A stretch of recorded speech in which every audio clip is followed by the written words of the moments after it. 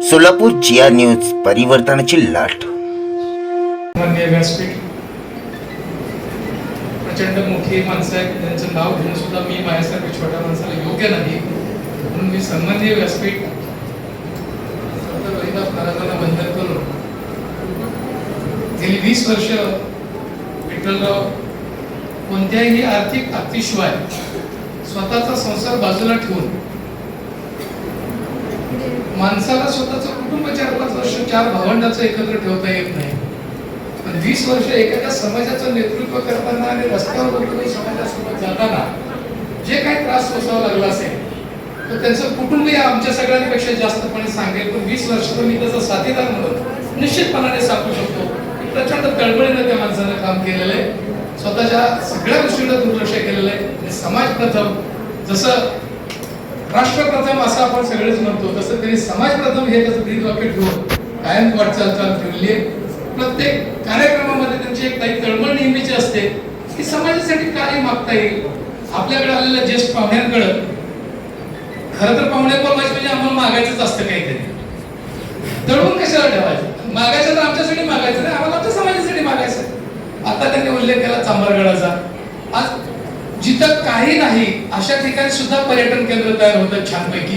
5-5, 10-10 कोटी आपलं सरकार देते, शिंदे साहेब उदार हाताने पैसे देत आहेत.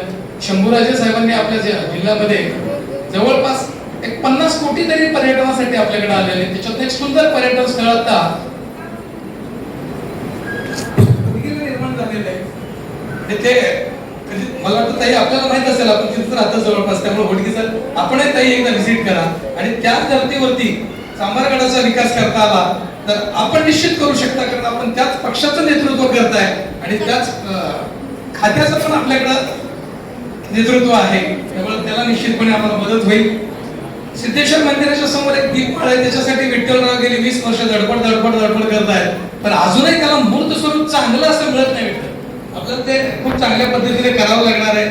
आज आणायचा आमचे प्रश्न समजून घेणारे खूप होते, पण कृती करणारी कमी होती. आपण निश्चितपणे कृती करणारी व्यक्ती आहात, कारण मला 2005 साली जेव्हा आम्ही बानाईच्या माध्यमातून इंजिनियर्सचा राज्यस्तरीय मेळावा घेतला आणि त्या मेळाव्याचं सूत्रसंचालन ताईंनी केलं होतं, ही आठवण जाणीवपूर्वक सांगावी लागते. आणि तुमच्या त्याच पदस्पर्शानं शब्दानं आज बानाई देशामध्ये खूप चांगल्या पद्धतीने इंजिनियरची संघटना कार्यरत आहे.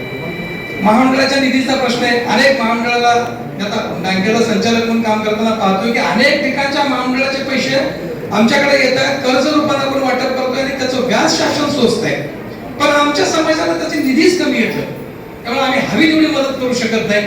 समाजात लोकांना बोलवून सांगत असतो आम्ही, विठ्ठल बरोबर ना, आपण सांगतो की आम्ही शोधतोय माणसं. आज गटई कामगारांची यादी करू लागलोय, यांना बांधकाम कामगारांसारखं काही आपल्याला मदत करता येईल का ताई? बांधकाम कामगारांना ज्या पद्धतीची मदत आपण सगळे किट्स वगैरे देतोय, तसे या गटई कामगारांना खोक्यावर ते समाधान मानावं लागतंय. पण त्या खोक्यात आल्यानंतर त्याला जरा थोडंसं आकर्षक राहिलं तर तो कस्टमर तिकडे वळणार आहे. कारण आज कामाची गुणवत्तेपेक्षा कामाची मांडणी करणाऱ्याला खूप महत्व झाले आणि जर गुणवत्ता चांगली द्यायची असेल तर आकर्षकपणा तितकाच गरजेचा आहे. त्यामुळे त्या खोक्यांना एक वेगळा आकार देऊन त्याला साहित्य पुरवठा करता येईल का? सोलापूर शहर हे साधारण सगळ्या समाजाचं प्रतिनिधित्व करणारं मेट्रोपॉलिटन सिटी बनलेलं आहे. तर इथं सगळ्या समाजाचे पुतळे नाही, पुतळा फक्त आमच्या समाजाच्या देवाचा पुतळा नाही आणि ते आमची खंत आहे. पण त्या खंताला वाचा तुम्ही फोडू शकता. मला खात्री आहे की तुमच्या शब्दाला राज्याचे नेतृत्व करणारे एकनाथ शिंदे साहेब निश्चितपणाने तुमचा शब्द खाली पडू देणार नाहीत. कारण जेव्हा ते हेरतात, ते हेरलेलं त्यांनी निश्चित चांगलं हेरलेलं असते की जे त्यांना उपयोगी पडणार असतं. आणि या शहराचं पक्षाचं नेतृत्व वाढावं, पक्षाचं वैभव वाढावं म्हणून आपल्याला टाकलेल्या जबाबदारीतून आपला समाज सोबत राहिला तर आपल्याला निश्चितपणाने आम्हालाही मदत होईल आणि आपल्याही पाठीमागं आम्ही पूर्वीही होतो, आजही राहू, यापुढेही निश्चित राहू. आणखी एक छोटीशी मागणी मला आपल्याकडे मांडायची आहे की एकल महिला ज्या आहेत पाल्य असणाऱ्या, त्यांच्या मुलांची बरीचशी गैरसोय होतीये. त्यांना कुठंतरी वसतिगृहाची अडचण येते, त्यांना कुठंतरी शिक्षणाची अडचण येते. त्यामुळे अशा ह्यांच्यासाठी आणि नोकरी करणाऱ्या एकल महिला त्यांच्यासाठी एक संयुक्तपणाने मुलींचं, मुलांचं आणि महिलांचं एक सरकारनं सुद्धा बजेटमध्ये याची तरतूद केलेली आहे.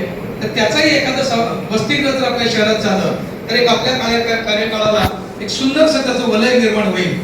अशा प्रकारच्या काही छोट्या छोट्या मागण्या ज्या समाजाच्या गरजेच्या आहेत आता आम्हाला खरंच काही नकोय, आम्हाला एवढंच कामाला लावा की आम्ही जे प्रशासनामध्ये 40 वर्ष काम केलं त्याच्यातून जे काही अनुभव घेतले ते समाजासाठी कशा पद्धतीने आपल्याला उपयोग करून घेता येईल याच्यासाठी आपण आम्हाला कामाला लावा असा उलटा आग्रह करतोय.